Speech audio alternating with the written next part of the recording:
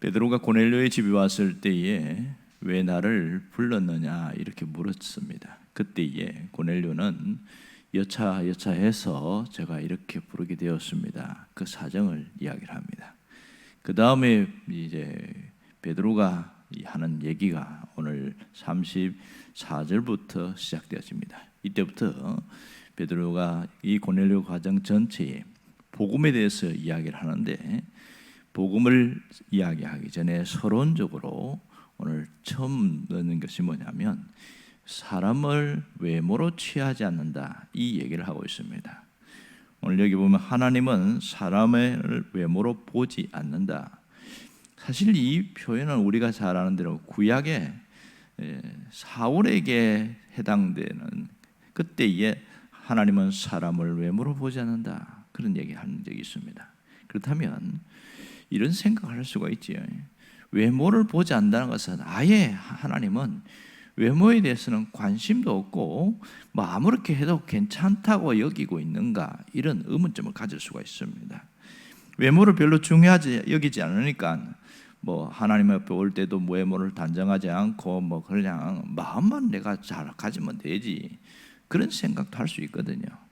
그럼 여기서 외모를 보지 않는다, 이 말이 뭐냐는 거예요.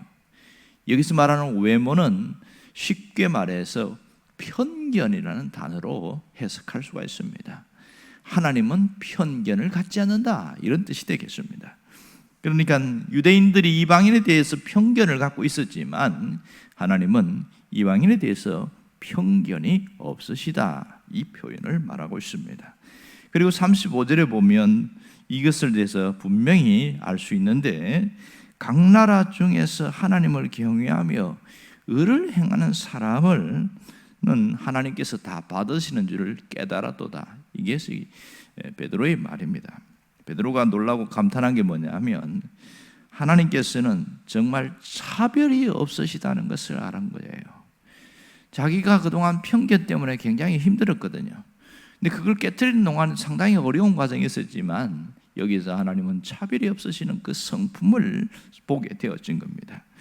유대인이든지 이방인이든지 다 받아주시는 줄을 자신이 눈으로 확인하게 되었습니다. 여기 보면 우리가 다 하나님 앞에 있다 고백했을 때에 베드로가 하나님께서 다 받으시는 줄 깨달았다, 이렇게 이야기합니다. 그런데 원래 헬라어에 보면 다라는 단어가 없습니다. 이것은 여기서 번역하면서 개역 개정판에 성경에 다라는 단어를 넣었어요. 다 받으시는 줄을 깨달았다, 아주 적절한 그런 표현을 나갈 수 있고 번역을 참 잘했다고 생각할 수 있습니다. 고넬료뿐만 아니라 고넬료의 가정에 있는 사람들, 친구들, 친척들까지 다 받아주는 줄 하나님이 그렇게 하시는 것을 이 베드로가 직접 확인한 것이죠. 그럼 여기서 고넬료가 하나님을 경외하고 의를 행했기 때문에 다 받아주신 것인가, 이런 의문점을 갖게 되어지죠. 여러분 어떻게 생각하십니까? 사실은 고넬료가 의를 행하고 경외하기 전에 먼저 하나님의 받아주심이 있다는 사실을 알아야 합니다. 하나님이 다 받아주셨기 때문에 그 다음에 고넬료가 하나님을 경외하고 의를 행하는 모습으로 나타납니다. 그 의는 구제로 나타나게 되고 또 하나님에 대한 사랑으로 나타나게 되어지고 뭐 그렇습니다. 자, 놀라운 것은 이 십자가 복음에 대해서 알기도 전에 하나님이 먼저 받아주셨다는 사실입니다. 그래서 하나님은 큰 계획을 갖고 계셨어요. 베드로를 통하여 십자가 복음에 대하여 전달하려고 하는 구체적인 치밀한 어떤 하나님의 계획이 있었다는 것을 알 수 있습니다. 왜 그렇냐면 먼저 하나님의 계획이 있고 그 다음에 하나님의 역사가 나타났다, 이렇게 볼 수 있겠지요. 특별히 오늘 여기서 받으시는 줄 알아도다, 받다는 말을 한번 보면 좋겠습니다. 이 헬라어 단어 보면 데코마이 이런 뜻인데 그 헬라어가 영접하다 이런 뜻을 갖고 있습니다. 데코마이라는 단어는 그러니까 하나님이 더러운 인간, 죄인된 인간을 먼저 영접하셨다 이런 뜻입니다. 그러니까 이 받아주신다는 것은 죄인을 뭐 아무렇게나 받아주거나 어쩔 수 없어 받아주거나 그것이 아니라 하나님께서 마음을 다하여 그 사람을 먼저 영접한 것이지요. 이것이 받아주신다는 뜻이 핵심입니다. 그러니까 고넬료가 하나님을 알기 전에 하나님께서 먼저 고넬료를 영접하셨다, 이렇게 표현할 수가 있습니다. 정말 놀라운 거죠. 보잘것없는 우리 인간을 하나님이 이렇게 대하는 이유가 뭐냐는 거예요. 이것은 어떤 논리나 이성적으로 설명이 불가능합니다. 딱 한 가지 단어밖에는 설명이 안 됩니다. 전적인 하나님의 은혜입니다. 이거 외에는 설명할 수가 없는 것이죠. 여러분, 같은 사람끼리도 마음에 안 맞고 또 상처를 주면 인정하고 함께 살아가긴 하지만 다 받아주는 것은 굉장히 어렵습니다. 받아준다는 것은 이 마음을 열고 온전히 그분을 다 수용한다는 뜻인데 쉽지 않은 일이에요. 그런데 하나님은 사람의 이성을 뛰어넘고 감정을 넘어서 다 받아주시는 것은 특별한 은혜라는 사실을 우리가 깨닫게 되어집니다. 다 받아주셨기 때문에 독생자마저 아낌없이 내어주셨다는 것, 이것이 복음의 핵심이잖아요.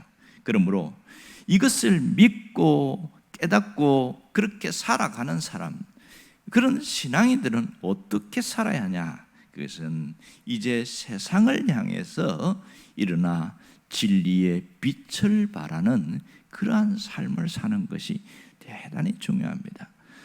하나님은 구약 이사야에서 일어나 빛을 발하라, 이 얘기를 했고, 예수님은 마태복음 5장에서 보면 5장이 7장에 이어지는 얘기에서 끊임없이 강조하는 게 뭐예요? 너희는 세상의 빛이다 그랬습니다. 빛을 발하는 게 아니고 빛이기 때문에 드러나게 되어 있고 욕먹게 되어 있다. 빛은 그런 역할입니다. 밝게 하는 역할을 하지만 사람들에게 주목을 받기 때문에 욕을 먹을 수도 있는 거예요. 그런데 오늘 신앙인들 중에서 욕을 먹는데 거꾸로 욕 먹는 경우가 굉장히 많습니다. 선한 영향력을 주어서 그 사람들이 시기 질투해서 욕을 하는 것이 아니라 비난하는 그런 현 시대가 살고 있습니다. 세상 사람들에게만 욕을 먹는 것이 아니라 같은 그리스도인들에게 욕을 먹는 사람들이 굉장히 많습니다. 왜냐하면 욕먹을 짓을 했거든요. 부끄러운 짓을 많이 했기 때문에 너무나 이중적이고 너무나 앞뒤가 안 맞는 그런 삶이 익숙해져 있는 그 모습 보면 이제는 내가 토할 것 같다, 막 그런 표현까지 쓰고 있습니다. 정말 왜 이런 일들이 생겼을까? 왜 그랬을까요?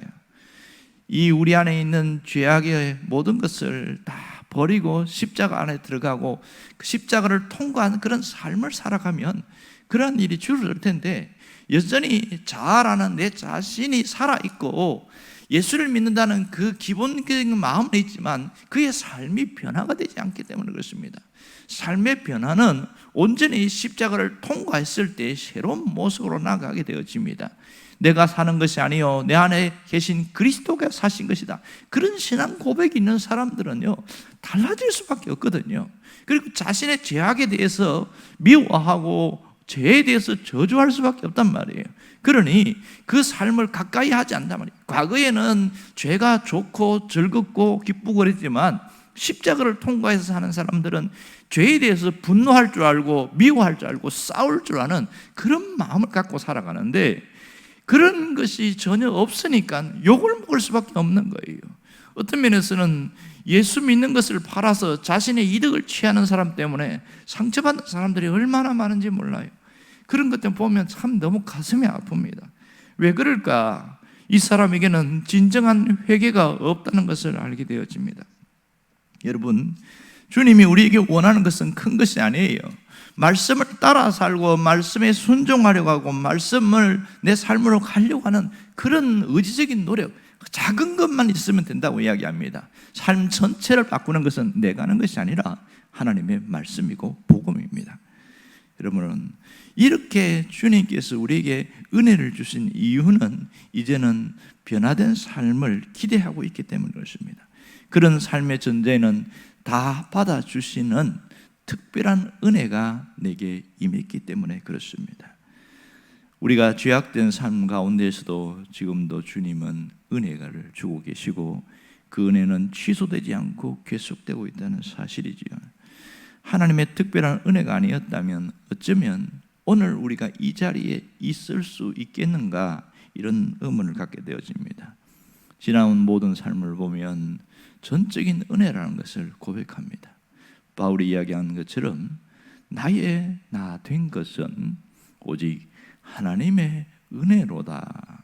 그 고백이 있는 사람은 그 은혜 속에서 감사할 줄 알고 감격할 줄 알고 기뻐하면서 주님을 바라보며 살아가게 되어지는 것이죠. 한 사람이 예수 믿는 거 정말 쉬운 일이 아니에요. 어떤 분이 정말 기독교에 대해서는 좀 부정적인 그런 마음을 갖고 있는 사람이 있었습니다. 그렇게 전혀 기독교 한 번도 교회에 발들여 본 사람이 없는데, 친구가 너무 친한 친구가 있는데 하도 한 번만 가자. 교회가 가기 싫으면 우리 그 교회 다니는 사람끼리 모이는 구역 예배라고 있는데 그 모임에 한번 그냥 가서 차도 한잔 마시고 그렇게 한번 가자. 하도 설득을 하니까 교회 아니면 내가 한번 가볼게. 그래서 갔어요. 구역 모임에 갔는데 거기서 인도자가 구역장의 순서지를 따라서 읽는데 그 성경 내용이 마태복음 11장 28절 말씀이었어요. 수고하고 무거운 짐진 자들아 다 내게로 오라. 내가 너희를 쉬게 하리라. 이것을 굉장히 은혜롭게 전한 것도 아니고 그냥 순서에 따라 평범하게 그렇게 얘기했는데 이분에게는 크게 와닿은 거예요. 처음 듣는 성경 이야기고 또 처음 듣는 얘기 속에 다 내게로 오라, 여기에 충격을 받은 거예요. 다라는 말 속에는 그럼 나도 포함되는 건가? 그리고 나도 가면 이렇게 쉼을 얻을 수 있는가? 이러면서 그 앉아 있으면서 굉장히 고민하면서 마음속에 강한 전율이 흐르기 시작한 거예요.